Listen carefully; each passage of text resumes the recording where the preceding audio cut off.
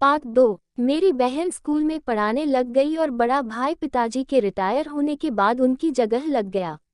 मैंने अपना एक मकसद बना लिया था कि मुझे भी मुंबई जेल की जेलर बना है और इसके लिए मैं जी जान से टेस्ट की तैयारी कर लूंगी। टेस्ट भी दे दिया। मुझे उम्मीद थी कि मेरी नीयत अच्छी है तो मेरी विनती भी सुनी जाएगी और ऐसा ही हुआ। मुंबई जेलर सेलेक्ट हो गई। वो दिन मेरी जिंदगी का सबसे हसीन दिन था। मेरे सारे ख्वाब पूरे हो गए थे। मैं बहुत खुश थी, जैसे मेरा सपना सच हो गया था। पिताजी ने इस मौके पर सिर्फ यही कहा कि जेल में अलग अलग तरीके की परेशानियां तुम्हारे सामने आएगी, बस ख्याल रखना, ईमानदारी से अपनी ड्यूटी को करना। मुंबई जेल एक बड़ी जेल थी और औरतों की एक बड़ी तादाद वहां पर कैद थी।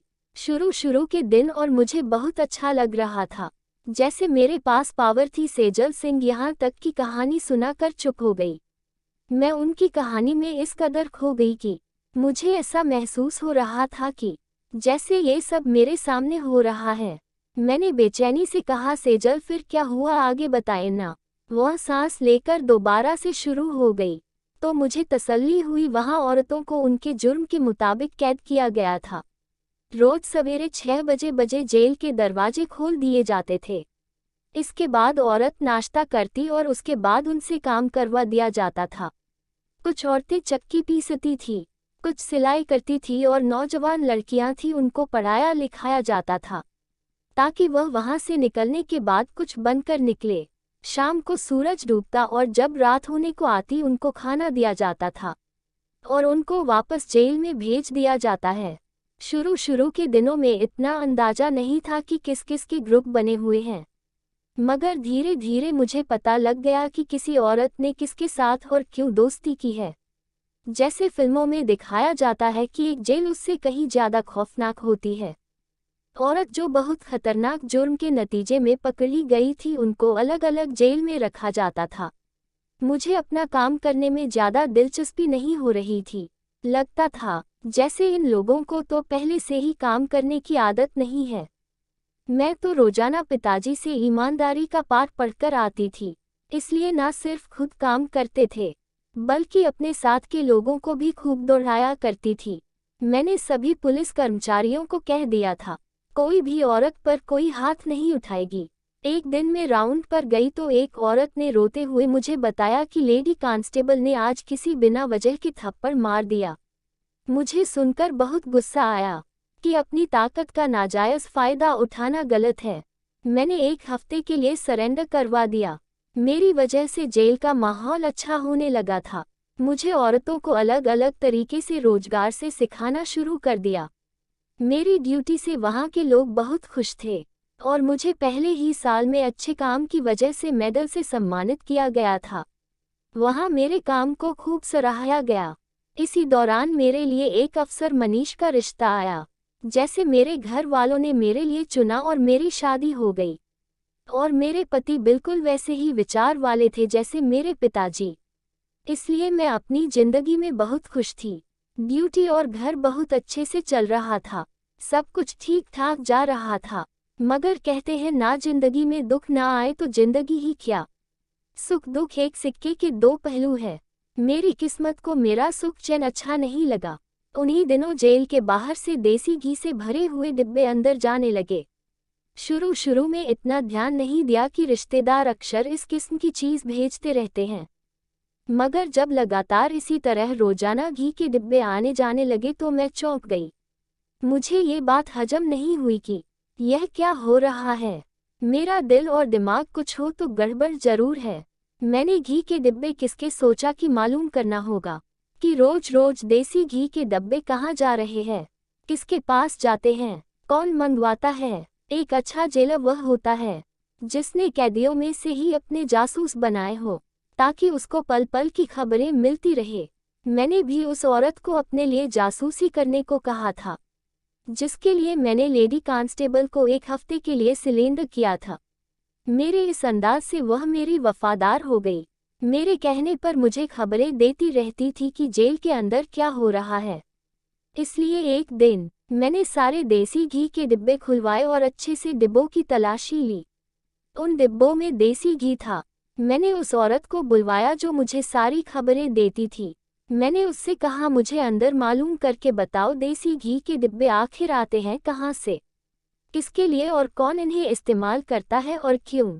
मुझे 2 दिन के अंदर सारी रिपोर्ट बनाकर दे दो। मेरी ड्यूटी ज़्यादा दिन में होती थी, रात में दूसरी जेलर ड्यूटी करती थी। दिन के समय तो किसी की हिम्मत भी नहीं होती थी कि मेरे होते हुए कुछ ऐसा वैसा हो जाए, मगर रात के वक्त क्या होता इसकी मैं गारंटी नहीं दे सकती थी। इसलिए जासूस को काम पर लगा दिया। मैंने बीच में टोकते हुए पूछा, सेजल, क्या आपको देसी घी के डिब्बे की वजह से शक हुआ था?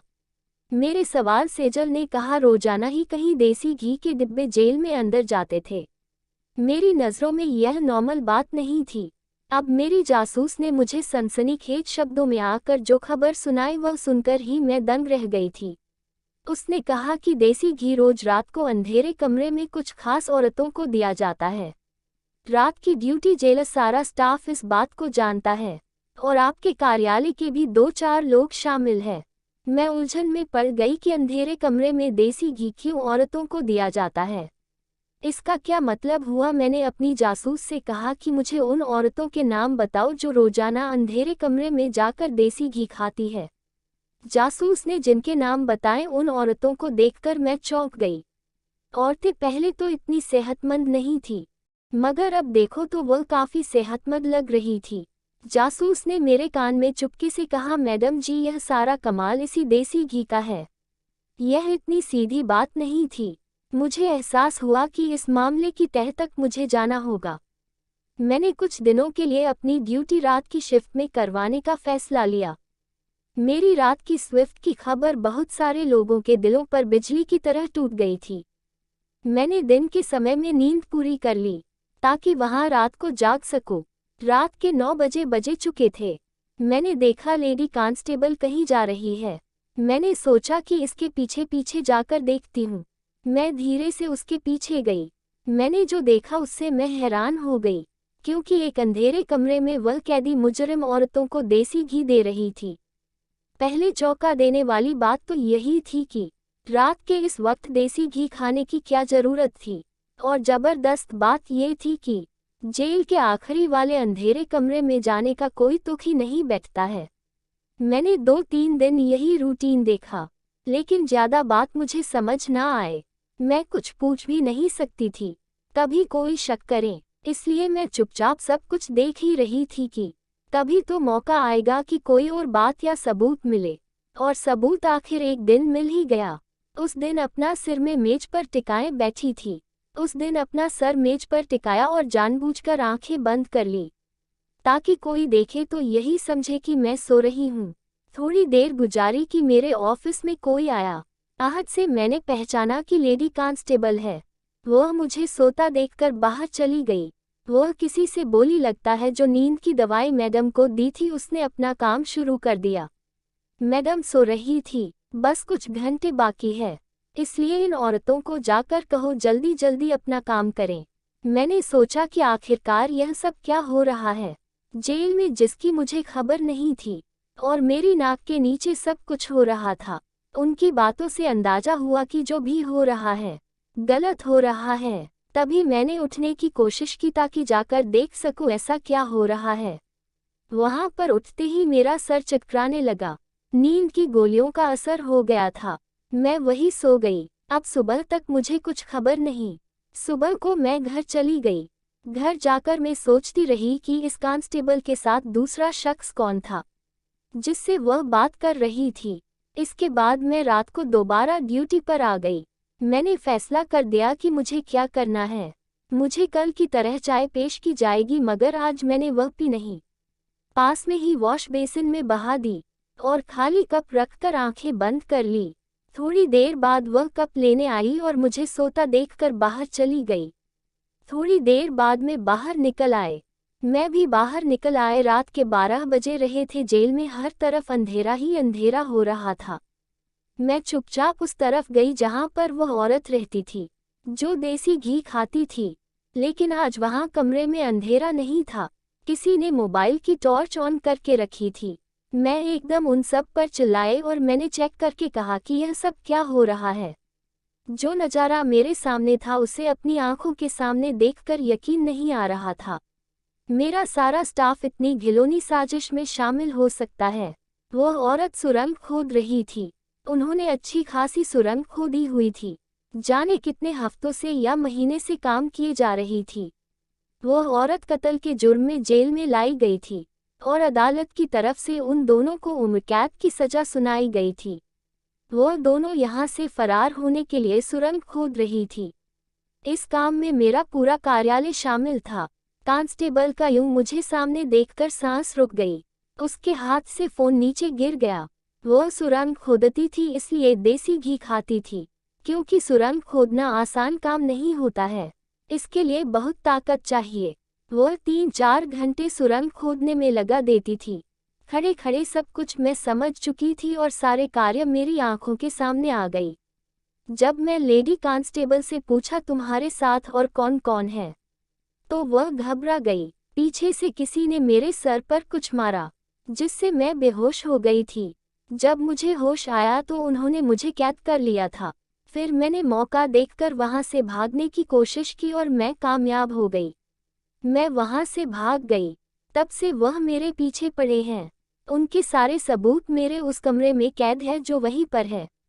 वह किसी को नहीं पता है। वह खुफिया कैमरा है, सिर्फ मुझे पता है। लेकिन अब मैं वहां नहीं जा सकती। मैंने सारी कहानी सुनकर भी पूछा, सेजल अब कैसे आपकी बेगुनाही साबित होगी? पता नहीं, लेकिन अगर मुझे वह कैमरा मिल जाए तो सबको सजा होगी। धामी, मैं वहां से जेल का एग्जाम देने जा रही हूँ। मैं आपकी बेगुनाही साबित करूंगी। आप मेरे घर पर रुको कुछ दिन। मेरा एग्जाम पास हो गया और मैं जेल के लिए सिलेक्ट हो चुकी थी। इंटरव्यू की तैयारी मुझे सेजल ने करा दी थी।